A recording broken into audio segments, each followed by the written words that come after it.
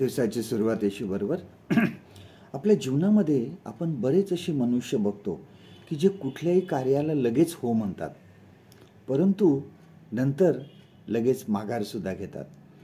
आम्ही एका कॅम्पला गेलो होतो आणि त्या कॅम्पला गेलो असताना आम्ही एक किल्ला पाहायचं ठरवलं आणि त्या ठिकाणी एक जंगलातून वाट होती, परंतु त्या थोडंसं जंगल कापल्यानंतर त्या किल्ल्यापर्यंत जायला एक छोटासा रस्ता होता आणि दोन्ही बाजूला दरी होती मोठी आणि त्या छोट्याशा रस्त्यावरून चालायचं होतं.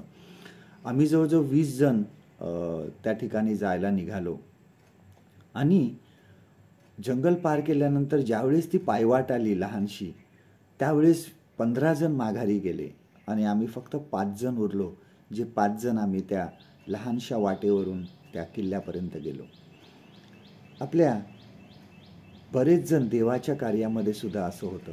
बरेच जण देवाची सेवा करायला तत्परतेने पुढे येतात, पण तेवढेच लवकर ते माघारसुद्धा घेतात. येशूनी ह्याबद्दल पेरणाऱ्याच्या दाखल्यामध्ये सांगितलेलं आहे की त्या अशा लोकांना येशूने खडकावर पडलेल्या बीची उपमा दिलेली आहे. जे बी खडकावर पडल्यानंतर त्याला खाली जायला मूळ नसतं, भक्कम पाया नसतो आणि माती चांगली नसते आणि त्याच्यामुळे ते थोडंसं वाढल्यावर लवकर म्हणजे लवकर ते वाळून जातं.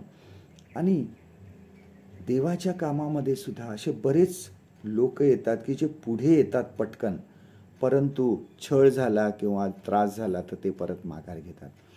पेत्राचं उदाहरण बघा. येशूला त्यांनी पाहिल्याबरोबर पटकन सांगितलं, मला पण सांगा, मी पण पाण्यावरून चालत तुमच्याकडे येतो. परंतु तो थोडा पाण्यावर चालला आणि बाजूचं वादळ, वारा, लाटा बघितल्यावर तो घाबरला आणि बुडू लागला. त्या श्रीमंत मुलाचं उदाहरण, तरुणाचं आपण बघतो. येशूने सांगितलं, तू सर्व काही सोड आणि माझ्या मागे ये.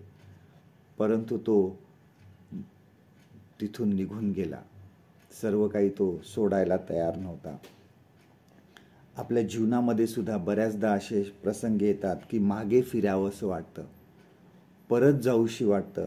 तेव्हा प्रार्थना करा आणि देवाला सांगा की आमचा विश्वास वाढव, कारण कठीण प्रसंगच आमचा विश्वास दृढ करतो. आजचं देवाचं वचन आपल्यासाठी हे आहे, मत्तेय कृषीवर्तमान ह्याचा 13वा अध्याय आणि 21वा वचन. Gospel of Matthew chapter 13 and वर्स 21. परंतु त्यास मूळ नसल्या कारणाने तो थोडा वेळ टिकतो आणि वचनामुळे संकटे आली किंवा छळ झाला म्हणजे तो लागलाच अडखळतो.